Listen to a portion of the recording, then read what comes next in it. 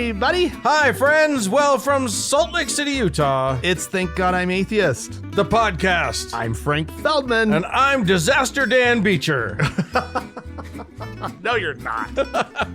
And coming to you from the same room. We are in studio. What the hell? Yeah, you guys. Oh my God. This is the first time Frank and I have recorded face to face for well over a year and a half. Since March of 2020. Yeah. Right? Yeah. So Crazy. that's nuts. We are in studio together today, largely because Frank's whole house is dead. Yeah. And so that's what we're going to be talking about coming up on the show. Fascinating discussion about disasters.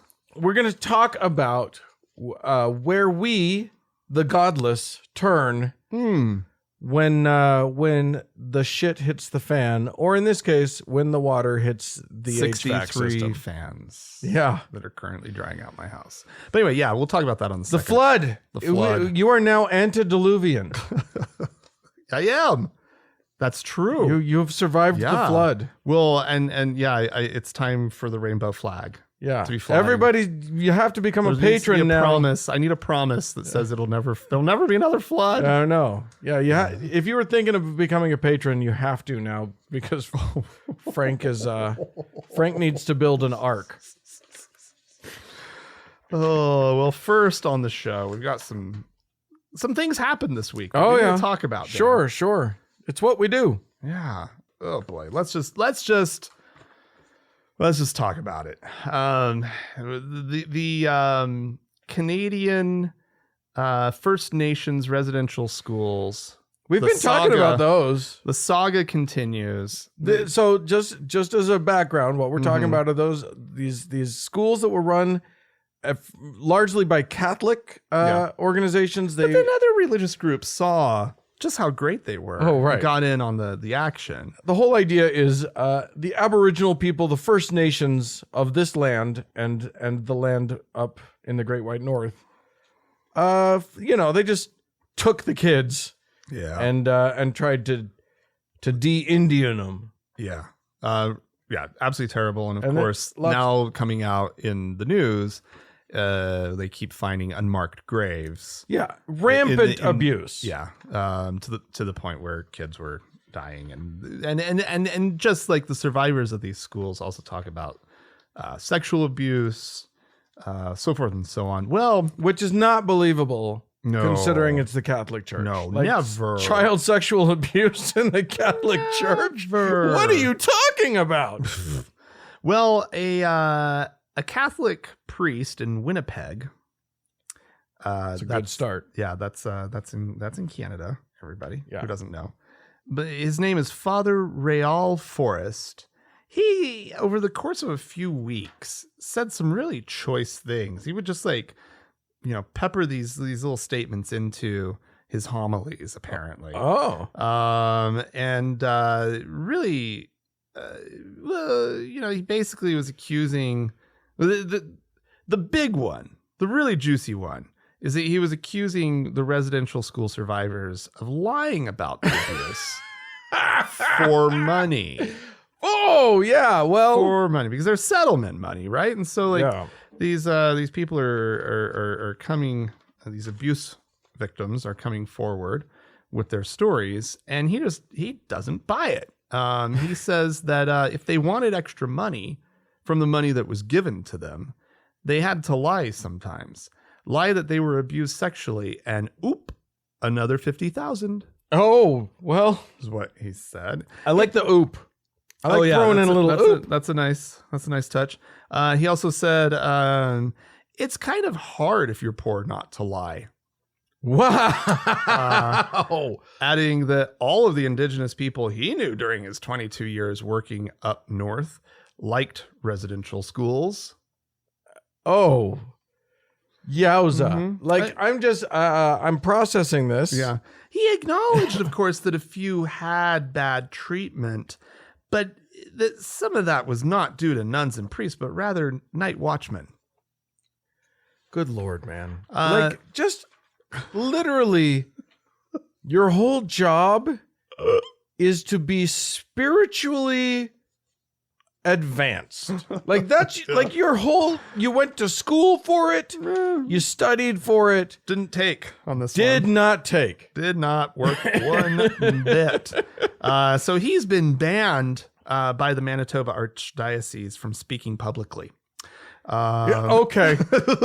That's they don't want him talking any more about these accusations. And after he actually joked about shooting the people who had graffitied churches. So that's another. So what you're talking about is a man it's who's actually 6 pages of just horrible things the guy said. Is this article? And unless you think that this is just somebody in the congregation, exaggerating. No, there was video. Yeah. These videos were actually posted by the church, right, onto Facebook because they were inspirational. Well, and here's the other thing. COVID has started to expose everybody because they all have to sort of telecast it if they want anybody to listen to them. Yeah. And suddenly we're all like, somebody who's like, holy shit, does anybody else want to take a look at this? Yeah. It's not good for them. What's happening? Yeah. It's exposing a lot of crazy. We've talked about the Museum of the Bible. Yes, we have. Before. Mm-hmm. Beautiful museum. A gorgeous, expertly curated. Well, yeah. In point of fact, so this is the one that was started by Hobby Lobby billionaire, what's his name? Something Green. Yeah. Anyway, David Green. Or no, well, David Green is the founder. His son is the one that was doing this. Anyway, he had lots of money. He now admits that he was maybe a little haphazard in his collecting of Bible. Was that his related word? Memorabilia? He said it was a little haphazard. Yeah, he said maybe we were reckless. The actual quote is, in 2009, when I began acquiring biblical manuscripts and artifacts for what would ultimately form the collection at Museum of the Bible, I knew little about the world of collecting. Oh, God. Yeah. And he didn't hire an expert. He did. Yeah. He didn't do a good job. He didn't do a good job hiring an expert. His experts didn't do a good job of being experts. Yeah. So in 2017, Hobby Lobby agreed to return nearly 4,000 artifacts to Iraq. Oh. Yeah. After they were discovered to have been just stolen. Well, yeah. Somebody just stole those and then he paid for it. He also had to pay $3 million to the U.S. government because of all of this. And that was just that one thing. Right? Like they didn't pay like the proper like taxes bringing it into the country or something. I think they were fraudulent about it. Do you remember there was a whole thing about how they had all these tiles and they just marked them as like decorative tiles or something like that, and they were actually artifacts or something like that. I don't remember the details. I mean, it's possible that they, tiled a shower. You can decorate with some artifacts. I can decorate with whatever the fuck I want. Don't tell me. Don't tell me that I can't decorate with ancient clay pottery. Yeah, exactly. Steve Green, that's the name what I was looking for. Well, there's another thing in this long line of things, because that 4,000 artifacts that I mentioned, that's a drop in the bucket of like the shit that they have acquired and is like sketchy. I'm trying to find the other figure. There was another number. It was like sketchy in how they acquired it, but they also got like totally duped, right? Right. They got a lot of it was just total forgery. The provenance, is that the word? Yeah, that's the word I'm looking for. Yeah, is dubious on so many of the things in there. Yeah. More than 11,000 clay and papyri items in their collection have dubious provenance. 11,000. The amount of money that was just spilled on us. I just need Unbelievable. Why wasn't I Mark Hoffman in when this was happening? It's a Mormon deep cut right there. Anyway, there's one more thing. There's an ancient, looks legit clay tablet, roughly the size of an iPhone, with cuneiform on it, that is part of the Epic of Gilgamesh. Cool. Which they are now having to return. Oh, yet another thing that was completely stolen. good Lord. They are yielding it up. A federal judge has ordered them to forfeit the tablet and give it back. How much did they spend? Do we know how much? No. Do we know how much it's worth? There's no mention of a value in this. Oh, I thought I saw a value. Maybe you did. I saw the headline. I didn't actually read the article. I just sort of giddily read. I remember it being like a nice sum. Yeah. That they paid for this one piece. Yeah, these guys have been such ding-dongs this whole way. God. I kind of want to go to the museum. If it didn't cost money, I would definitely go to that museum. I don't want to give them my money, but I want to go through and then just grab the nearest docent wherever I go and just be like, hey, is that real? Can you please point out? I know most of your stuff isn't real. That looks cool. Is it real? It looks fake. No, but it looks pretty cool. Oh, look, Dead Sea Scrolls. Those aren't real. I know that's not real. The Bible. What do you think it'll become at some point?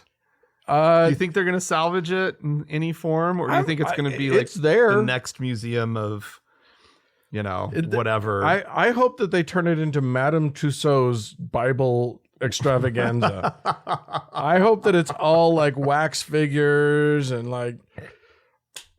animatronics, like the Ark Encounter or whatever. Oh yeah. He needs to team up with Ken Ham. They need to get on the ball together. Oh my God, yeah. All right, Dan. Yeah.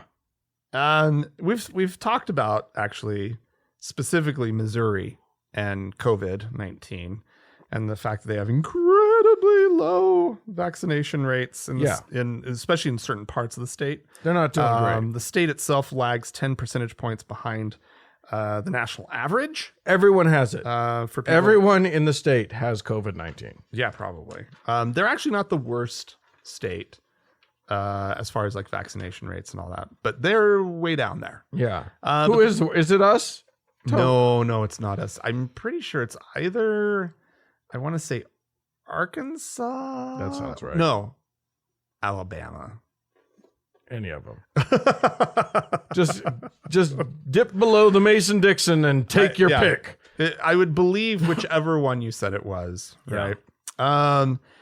So what they've started doing, and it's kind of infuriating to me, is the local health officials have started working with the religious leaders, right? Okay.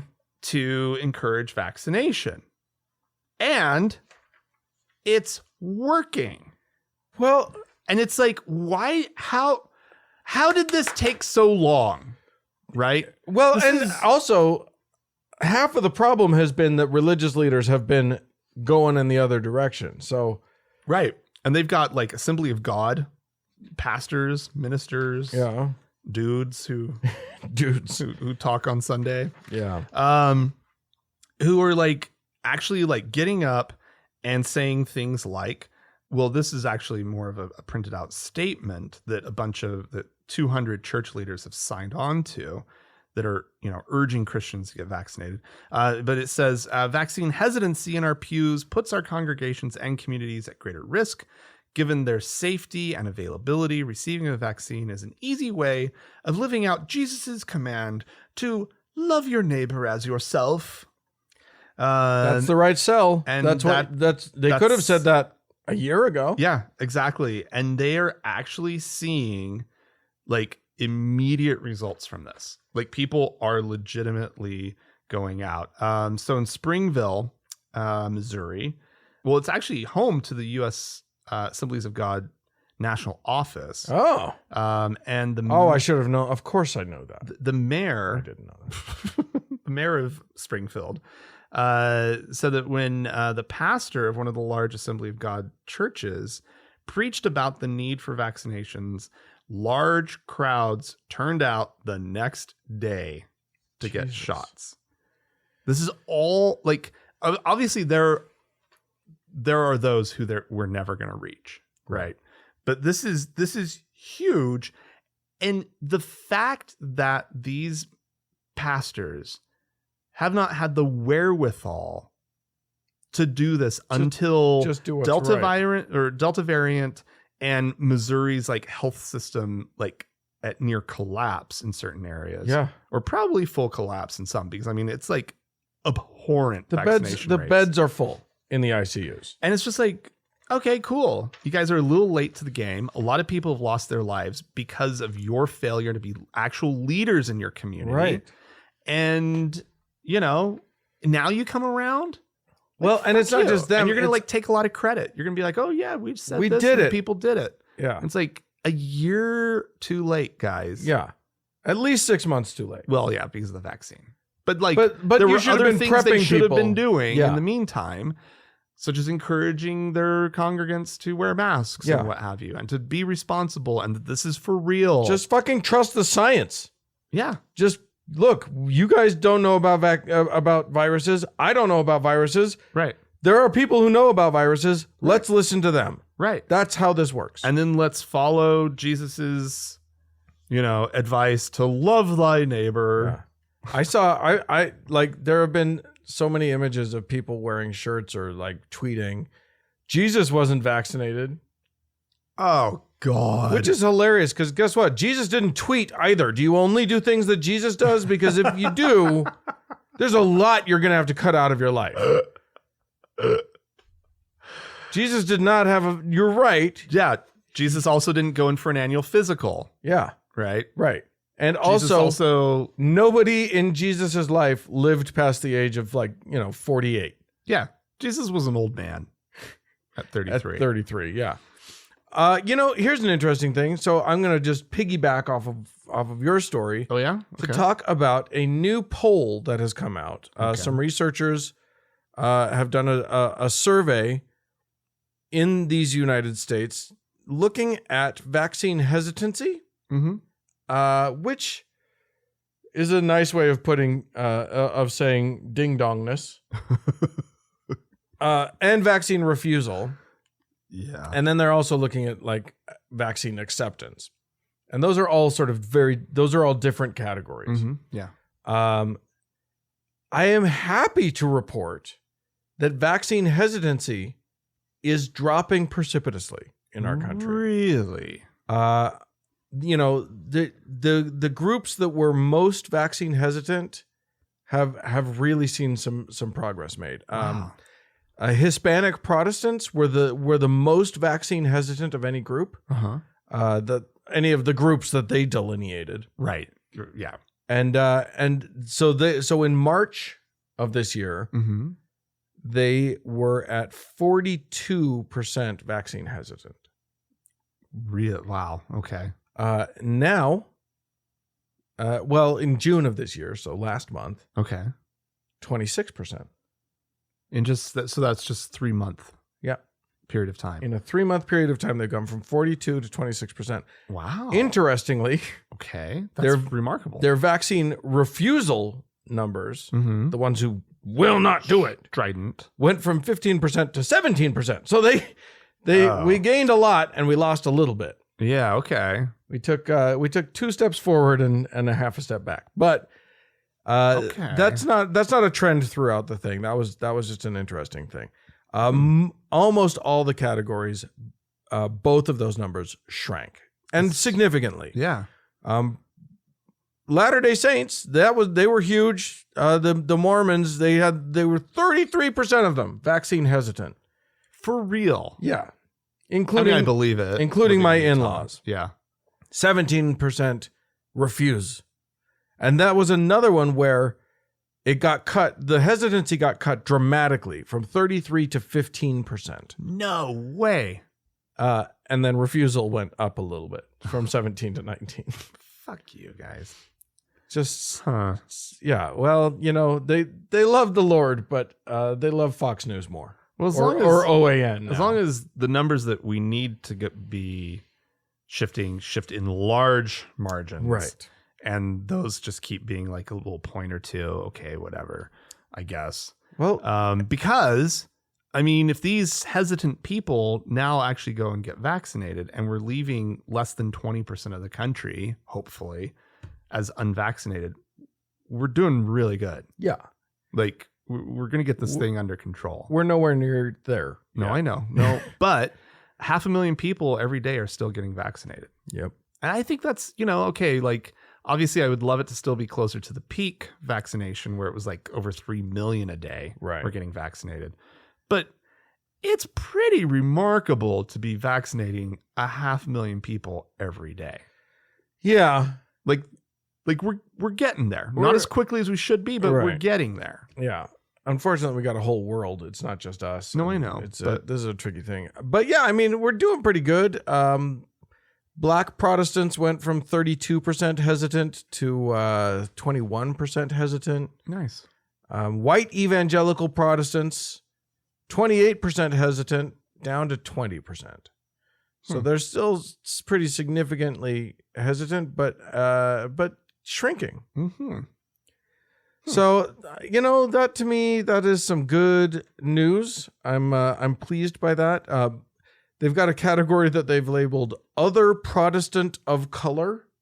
Don't ask me. There's a lot. That is a very broad category. Yeah. I guess Protestants, they don't broad. They don't want to just person of color isn't terribly specific. Yeah, exactly. We're going to lump together, the Korean church and the National Church of Tonga, I guess. Right. But that big giant nebulous category went from 35% hesitant all the way down to 16% hesitant. Fantastic. Cool. So we're winning. So it's a slow process. I understand that like Fox News has started to push the vaccine. I've heard that too. Yeah, which is great, but also fuck you guys. No kidding. Yeah. Yes. I think somebody was sniffing around to sue them, and the legal department was like, "Oh, we're changing our stance, everybody. Yeah, you are all on board now." Well, also because I'm sure they were all already vaccinated. Of course, they're already vaccinated, right? And then they're just spewing forth lies. Yeah, they're just exactly because they don't care what they say. Ugh, they just need to control the masses. Yep. Yeah. All right. Well, Dan. Yeah. This is a tricky story. Okay. Because there's some landmines. Okay. I guess you could say, right? With this topic. But I'm excited now. I'm just gonna looking forward to it. Go in and just address the issue. Yeah, you start it, and then I'll go and step on all the landmines. I guess so this is a story from New Zealand. There have been recent proposed changes in the Maori school curriculum. The Maori are the Aboriginal people, I guess you could say, of New Zealand. Yeah. They were definitely there before the white settlers. Yes, they were. Which I think is an important thing to make sure everybody understands. They're the OG peoples. Yeah. So anyway, there were these, and there are proposed new school curriculum for the Maori that would ensure parity for the Maturanga Maori, which is basically Maori knowledge. Okay. Right. So the Aboriginal knowledge, the indigenous people's knowledge, would be presented on par with other bodies of knowledge in the classroom. And so a group of scientists, I think there were 7 of them that signed this op-ed that was printed in a current affairs magazine, The Listener. Oh. And they are concerned at the idea of science being one of these topics that's going to be presented on par with indigenous knowledge. Interesting. With Maori knowledge, right? Right. Because, and let me actually just read a little bit from their letter. They say, so the letter, it was titled In Defense of Science, and it criticized the proposed changes, obviously, on the grounds that Meturanga Maori, quote, falls short of what we can define as science. Better to ensure that everyone participates in the world's scientific enterprises. Indigenous knowledge may indeed help advance scientific knowledge in some ways, but it is not science.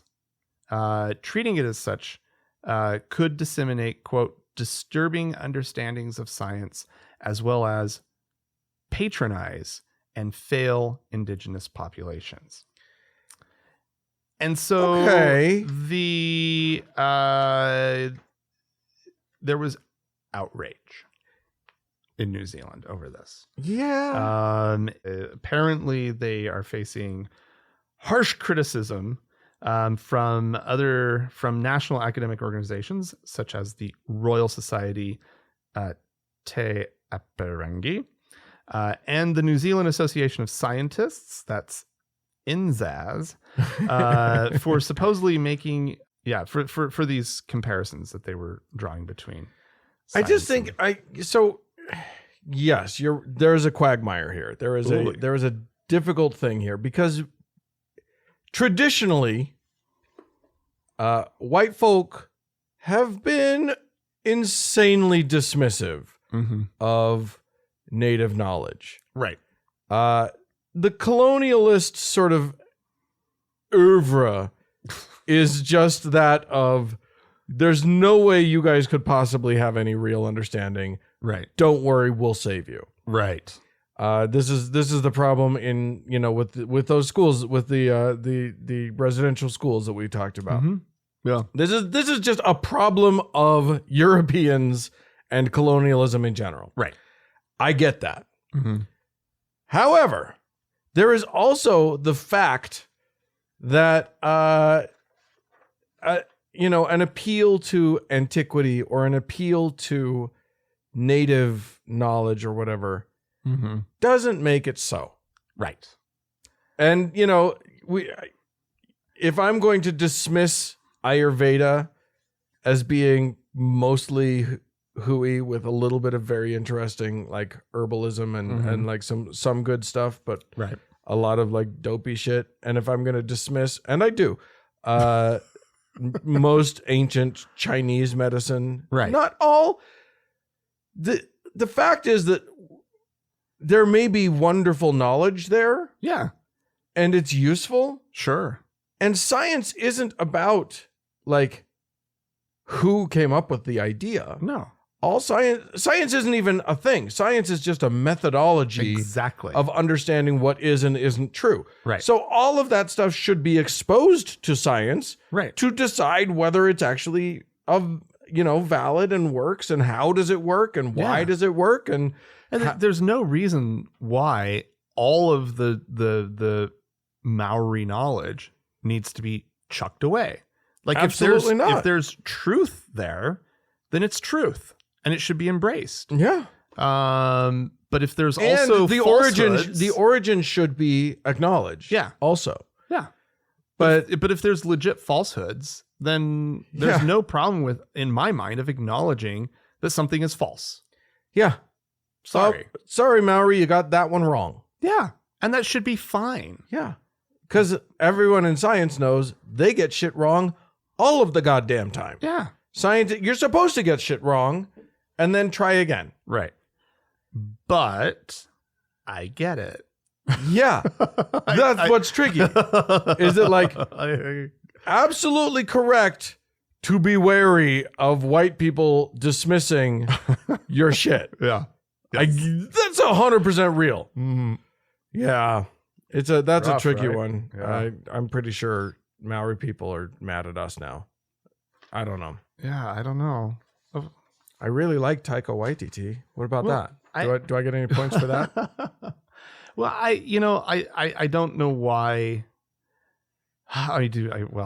We got a lot of work to do because In this whole world. And the relationships that these incredibly complex historic relationships between white people and everyone else, basically. Yeah.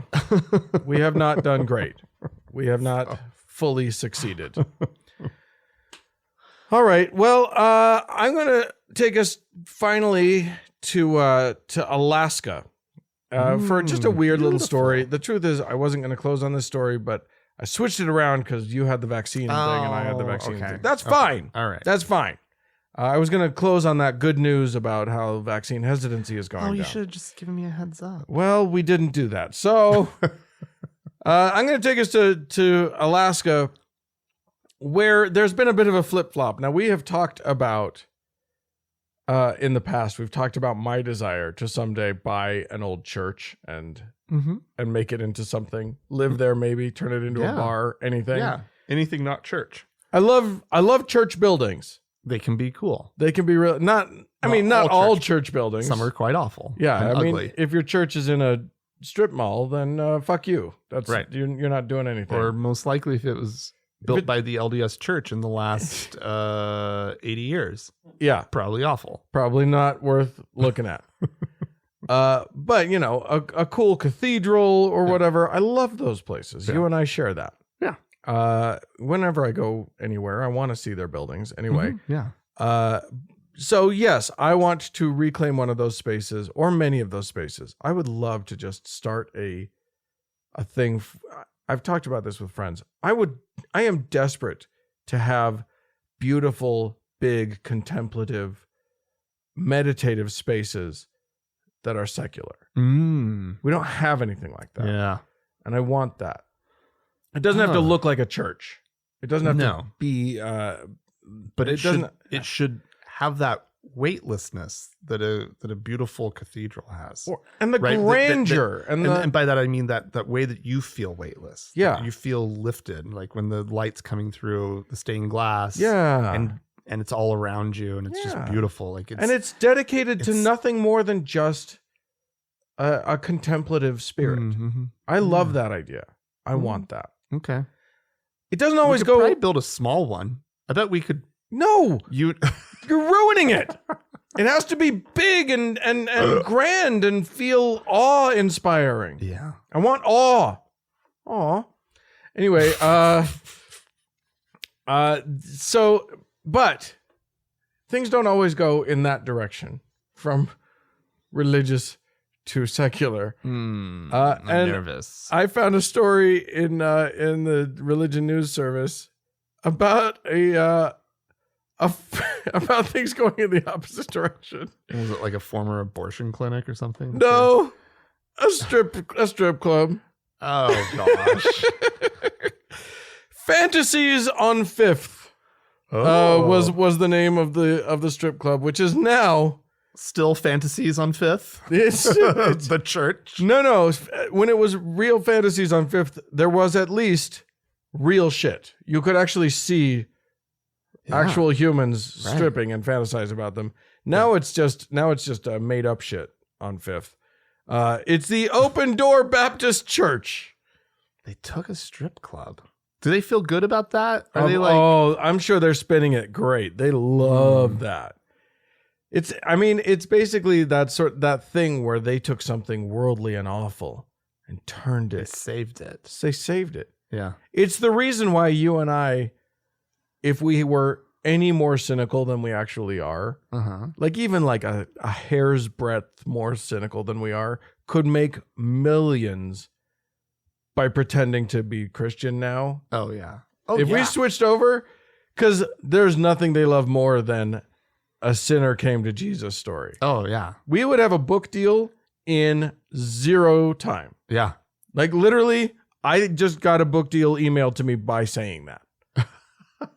Somebody's like, if you're willing, you have to commit to Jesus. But if you're willing, well, the book deal is yours. So there you go. It goes all ways, but it goes our way more often. Somebody posted a church in some other state, and I wanted to buy that church. Anyway, buy me a church, everybody. Anyway, if you know of a strip club that wants to be a church, please write into us, or vice versa, or the other way around. We'll go either direction. Please write into us, podcast@thankgodimatheist.com. Or call and leave us a voicemail message. The telephone number is 424-666-8442. Stick around. There's more show coming up.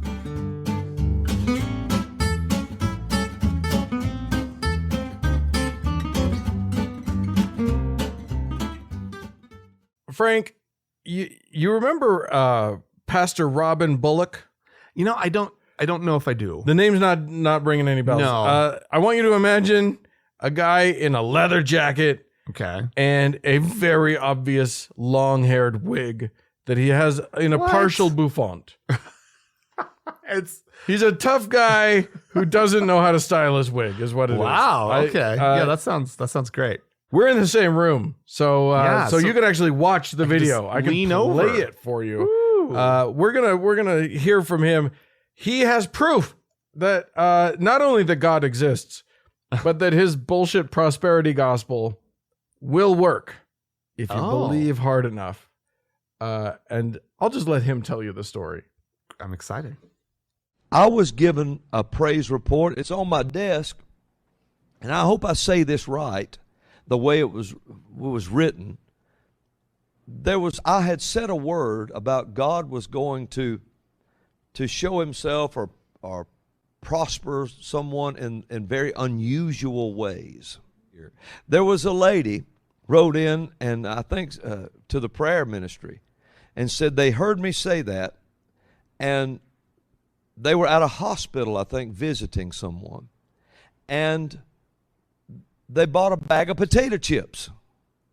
And when they got this bag of potato chips, the little boy opened the potato chips. And in the potato chip bag was a $100 bill. So he picked it up. It was in the bag of sealed chips. Well, then, I don't know if it was the same day or when it was, but they bought another bag of potato chips. And the little boy asked his mother. The mother told him, you can have it because you one found it. Or the young man. I don't know these ages. Remember, I don't have it in my hand. And then they bought another bag of potato chips. Are you listening? And the mother was just going to eat it, I guess, and the little boy said, or the son said, are you not going to look?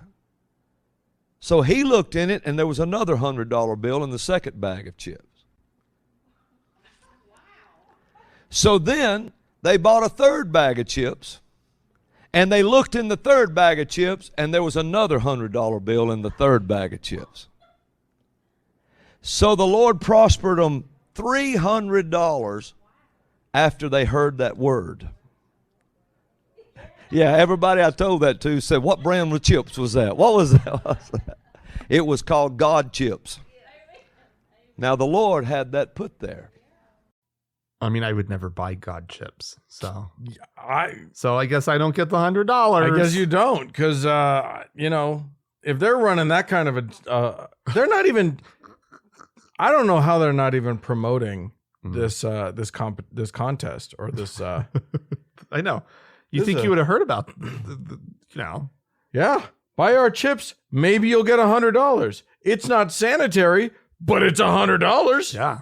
Yeah. Did they eat the chips? Yeah, that's the question. Would you eat the chips? No, you throw away the chips. You throw away the chips. Use one of those dollars to go get yourself some more chips. Yep. Use all of it. Go clean the place out. That is a gold mine. Yeah. That's bullshit. That's what we call obvious lying, everybody. That's how that works. I love that he's like getting some of the details wrong, and he's like, "Well, yeah, I don't know. I don't have it in my hand." And it's like, "Oh, so you just heard this dumb story, right? You're just literally making this up as you go." Yeah, there is literally No chance that this happened. Well, I love that the audience is like, it's not, the audience isn't mic'd very well, but like you can hear them starting to get into this story. Yeah. I'm like, how? It's the dumbest story. It clearly didn't happen. Yeah. It literally, once you've primed people to believe absurdities, they just rock and roll with it. Yeah. They are just on board. He could have told them that, fishes and loaves came out of that potato chip bag. Just forever. Hundreds and hundreds of fishes and loaves. And they've been like, yeah, great. We're on board. Every bottle of water they opened was wine. Yeah. Amazing. The Lord provideth. Dom Perignon. It was good wine too. That wasn't some bullshit. It was a good year. Okay. Funny. Well, we had some folks write into us. So let's get to that. Anna wrote in. Hi guys, I'm a bit late to the party. But I knew I remembered a lesson in church. This is Mormon church, talking about becoming gods. Within 5 minutes of searching on the LDS website, I found it. Not only that, but I discovered while skimming the lesson that there is a verse in the Doctrine and Covenants, that's part of the church scripture, everybody, that canon. says we will become gods. And then they shared a link. Wow. Again, this is a reference to the gaslighting of the Mormon church to telling everybody that they're going to become gods, and then on their own website going, we never said that. What do you know? That was just some rogue members with crazy ideas. We said you could be kind of in a similar vein as God. You could, yeah. And no, you're not going to get your own planet, so fuck you. Yeah, that's some those. They're the motherfuckers. I hate them. I kind of love it. Anyway. Jonathan wrote into us, hey, Frank and Dan. First, I want to say I love the show and thank you for all that you do. Thank you. Yeah. One of the emails you read in the latest podcast was from Daniel, a new Austin resident, who was complaining about the public school district and their COVID-19 policies. Daniel indicated that they called the local school district and the person that they spoke with said that they had polled parents and students, and the consensus was that they didn't want any restrictions. As a professor at a community college in Texas, I wanted to provide a bit of context, which may redirect the well-deserved indignation. On May 18th, the Texas head piece of shit, the governor, issued Executive Order GA-36, which basically prohibits every government entity, county, city, school, and public health authority, and any government official from requiring a face covering. Further, any official who tries to impose a mask requirement is to be reported and will be fined $1,000 for failure to comply with the executive order. Great. It's always possible, see Texas, that's in parentheses, see Texas, that the school district with which Daniel spoke did indeed, quote, poll parents and students, and that there was a consensus against restrictions. It may be more plausible, see Austin, that the school district would have a mask policy, but has been prevented from doing so. In which case, the person Daniel spoke with was just a fucking crazy person. Again, see Texas. Who bald-faced lied, see Republican, about a poll because there's almost no chance of being held accountable. See America. Anyway, he says, my email is in no way intended to discredit Daniel nor diminish the outrage, but rather to see it focused in the right direction. Right. Yeah. That's a hell of a governor y'all have down there. There's some fun stuff happening in Texas politics right now. Have you been following it at all? No. The Democrat the governor called an emergency legislative session. Right. And in order to pass just a slew of the most ridiculous bills possible. Like basically they want to burning witches, and they just want to do. Well, it's not that, but they want to do voter restrictions and they just want to do every evil thing that can be imagined. Close the frozen margarita stands. Yeah, all drive-through margarita stands. Yeah, no, that's not on the agenda at all. They just want to, put a gun in every child's hand. I don't know. It was literally that sounds more a litany of evil that they wanted to do. So all of a whole bunch of the Texas Democrat legislators fled the state. Yeah, I heard about that. It was literally the only thing that they could do in order to prevent there from being a quorum. Yep, it's a power move, and they had to do it. Like literally, what was being proposed is insane. Right. So. Oh my God. Anyway, fun things happening in Texas. We have one more. Katie wrote into us. Hi, Frank and Dan. I've written in once before, and I had a question I think you could help me with. I grew up Methodist, and one of my church's favorite pastimes was sponsoring children through World Vision. She would love to hear our take on them, but I don't actually know. I don't know what World Vision is. I believe it's just like one of those sort of, for 70 cents a day, you can sponsor a child sort of thing. Right. A few Christmases ago, I was feeling sentimental, and I got a, quote, subscription for sponsoring a little boy in Mali. I specifically chose Mali because they claimed that this is a, quote, delicate area of the world, and they are not able to preach at those people, only help. Oh, clever. Okay. I think that was very clever of you, Katie. Yeah. But last week, I got one of their monthly newsletters asking for more money and updating us on the community in Mali. In this letter, they talked about the new clubs they put on for the kids as a, quote, multi-faith learning club. Oh, and they discussed how many new kids had come to Christ. Needless to say, I canceled my sponsoring that day. But my question for you is, do you or any of my fellow listeners know of any good atheist charities that are helping kids in Africa or any less fortunate part of the world? So I don't. That is, my giving goes to other things. But so I wasn't even going to read this because I'm like, I'm not there to do that. I can't be bothered to do that research. Jesus. But I did want to throw it out to our listeners. Yeah, because you guys always know. You guys, I know a bunch of you out there are actually really awesome about this sort of thing. And that is something that I would love to get out there. So if you know of some good charities that are vetted, that are not going to preach at people, that are not going to just throw Bibles at people and call them and pretend like it's food. Yeah. Let us know. Hit us up. We'll mention them on the show. Yeah, we'll try and kick that out to the world. Yeah. I do not want to waste an opportunity to get good charities some publicity. Absolutely. All right. Speaking of good charities, do we have some folks to thank? We do, Dan. We have some new patrons on Patreon. 2, to be precise. Okay. Coming in at the priest level, both of them. We have Christy and Tucker. So wonderful. Thank you to the both of you.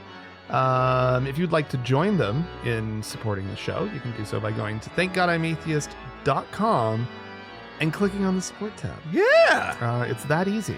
And there's options. There's so many options. And yeah, you choose the level at which you want to help us out. Whatever you can afford. Yeah. The show's always free. But Absolutely. If you feel like supporting what we do. But it is listener supported. Yeah. Strictly. We are you don't hear ads ever. Hopefully not. Anymore. Hopefully. Yeah. There might be some. We don't some live reads that are still in this in the archives. We don't guarantee that we will always be ad free, but that's what we've been going for lately, and it's just been nice. And if you want to be a part of that, we welcome it. You just go to thankgodimatheist.com, you click on the support tab, and you're there. And as always, Dan, we have our top donors to thank, our co-lords and saviors, side by side in heaven, ruling over all of us. Austin and Demonium. Thanks, guys. Woo! More show coming up.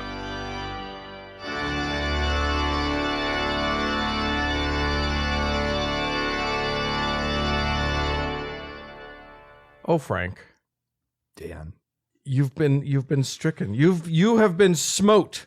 Good Lord. The Lord God has looked down on you and your sins and has smote you. I mean, the thought did cross my mind. Do you want to tell the people what happened? Well, yeah, I had a lovely Saturday afternoon. Went over to some friends at who their condominium has a pool.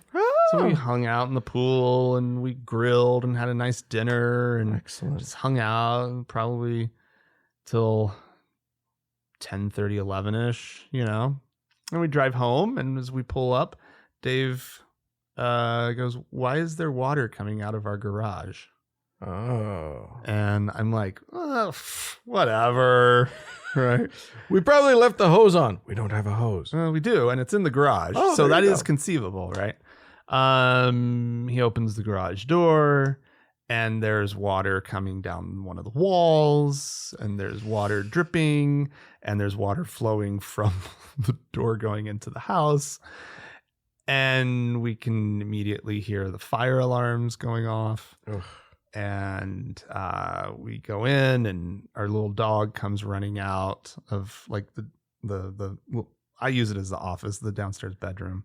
It's a 3-story townhome, right? Yeah. So, and so we both sort of independently were like, because of the fire alarms, smoke detectors going off. We were like, did the fire suppression turn on, right? Because we have sprinklers. in Right. place. Yeah.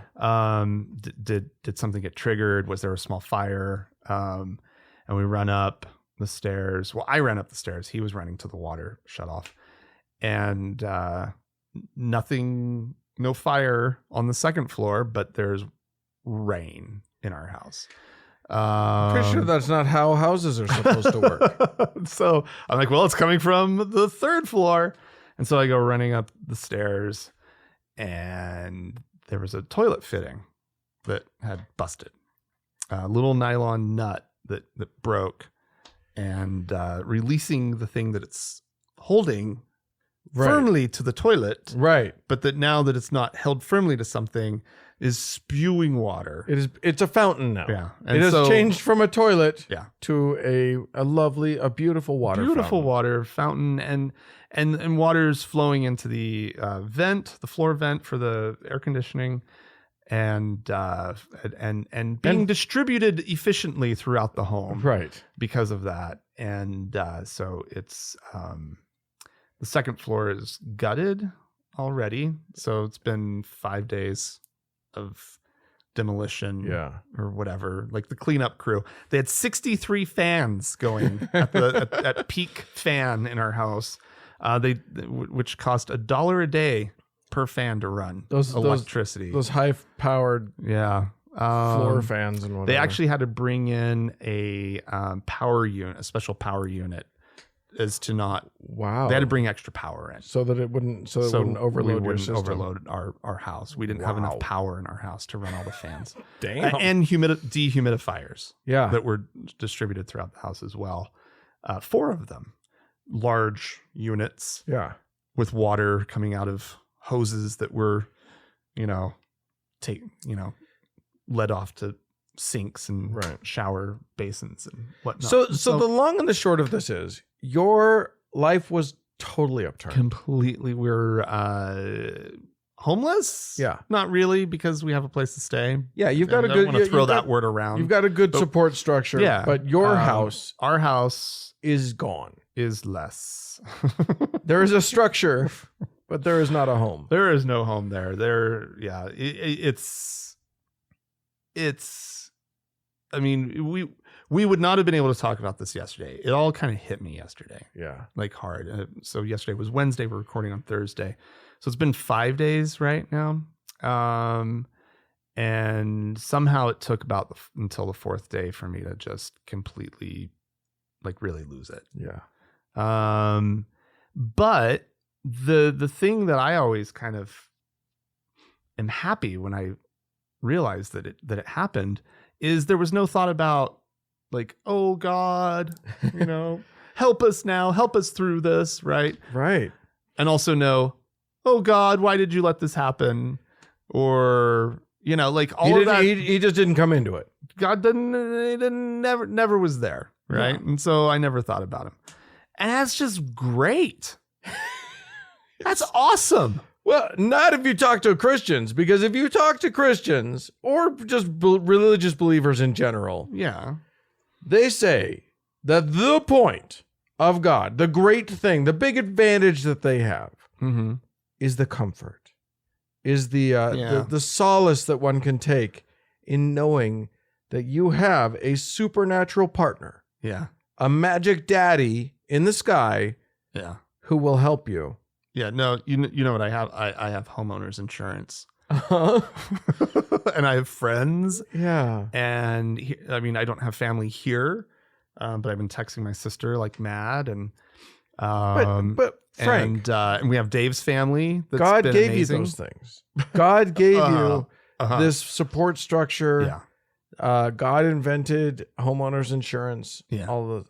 The thing is, that's what they would have us believe. They want us to believe that the comfort that you can take isn't from the things that you described. Right. Because those were provided to you. Because that's why they're there, is because of God. What a fucking slap in the face that is to anyone who isn't as fortunate as you are. No kidding. Yeah. Isn't as lucky. Because look, I don't want to say that you're lucky. Because this is a disaster. You are in the midst of a trauma that will take a long time for you to unpack, and that will just be that's just going to be hard for a minute. Yeah, we're out of the house for months. Just speaking from the physical side of it, like, yeah, but beyond that, right? It is on par with losing a loved one. I expect that the long-term aftermath will be wildly different. But in this immediate, like the emotional blow that I'm feeling, it's equivalent. Yeah. And that will play out differently, and it will obviously heal in very different ways. But my reality is just totally different right now. Right. And there's just, and if nothing else, there's just so much on my mind. Yeah. And so much, like you now have another full-time job. No kidding. And that is recovering from this disaster. No kidding. But as I was saying, like, there are plenty of people for whom disaster hits, who don't have the insurance, who don't have the support, who don't have whatever. Right. And look, the church might be there for them. There are times when the church might be there to help them out. Yeah. But some home cooked meals brought over. Yeah, or nice. a shelter to stay in, or Oh yeah.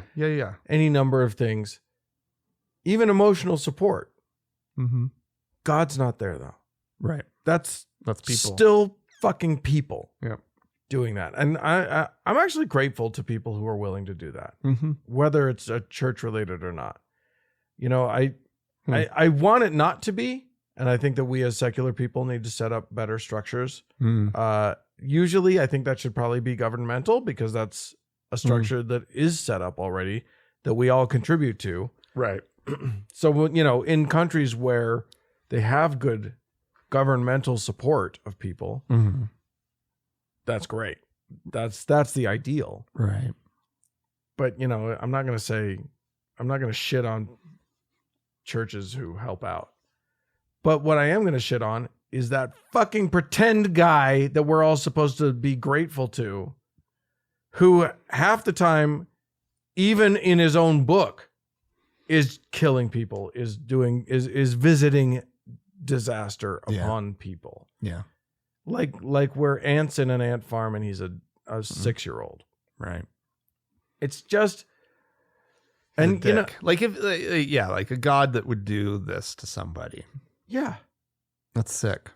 It is an absurd thought that an omnibenevolent, all-loving, all-powerful being Right.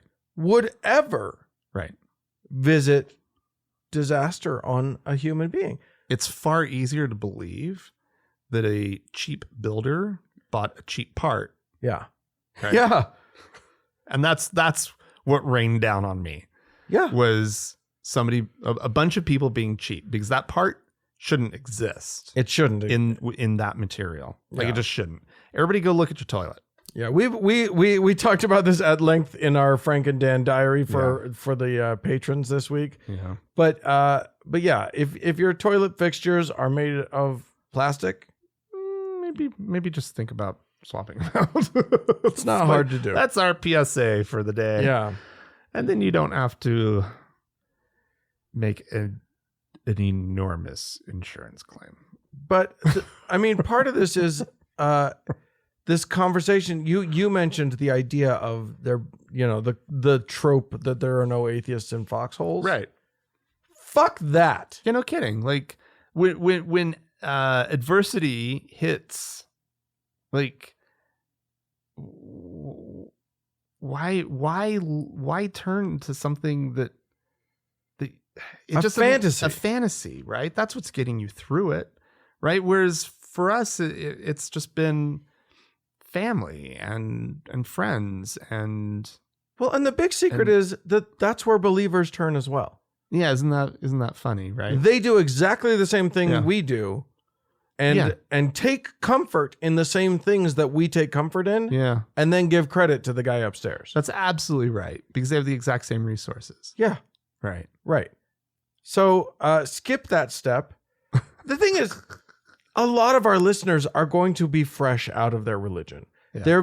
There's a lot, and I remember back in the day when like my brain was still wrapped up in that stuff, and I was deprogramming myself and pulling all of these tendrils of bullshit out of my brain.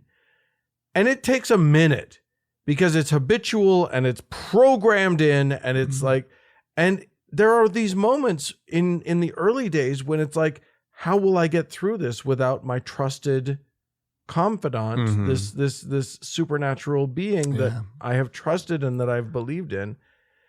And the good news for all of you newbies out there is that you get to the point where it is delightful not to have that bullshit hanging on you, because they paint it like it's a beautiful thing, like it's a help.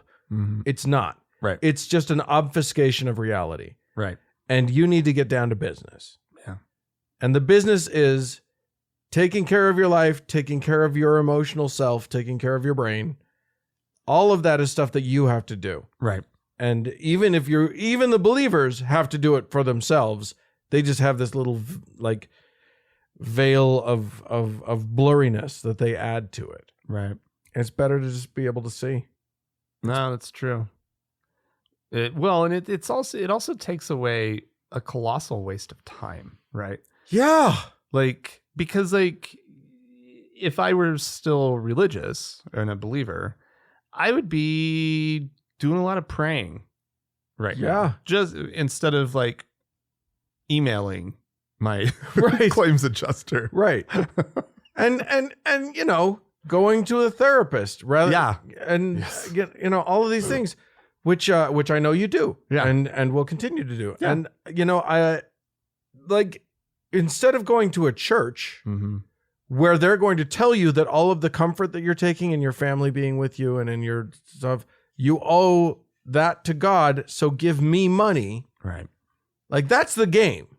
That's the scam. The scam is everything good that you're feeling was provided to you by my boss, and he says, give me money. That's amazing. Come to me. And I'm going to tell you some great stories about potato chips. You're going to love it. And then I'm going to tell you that every good thing that you're feeling is because of the guy that I'm providing for you. That's a real mind fuck, isn't it? They pull over on people. It is such a manipulation. Yeah. And it is demonstrably not the thing that actually gets you through. Right. And that's what we learn from this. Like, the takeaway from your experience is that the thing that gets you through these things And the takeaway from my experience of my disasters in my life, Right. it's the people that you love. Yeah. It's the therapy. It's the drugs if you need them. Yeah. It's the anything other than that pretend thing. Right.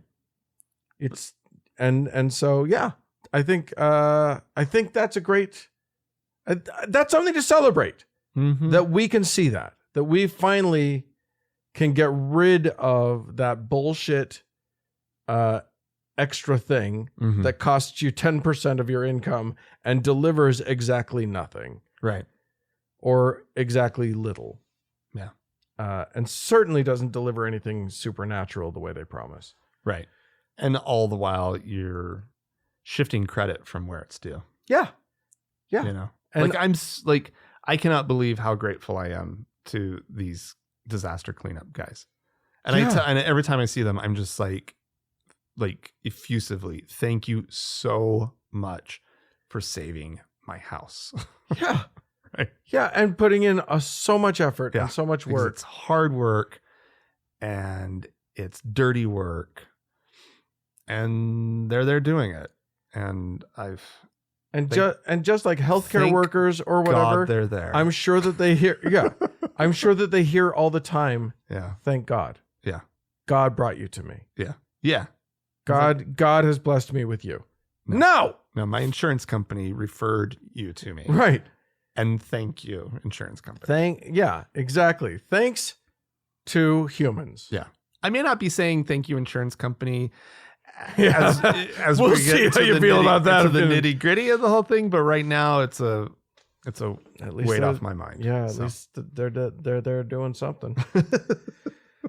Well, friends, if you have stories that you'd like to relate to us about how much God didn't help you in your times of need, I want to hear them. yeah, write into us, podcast@thankgodimatheist.com.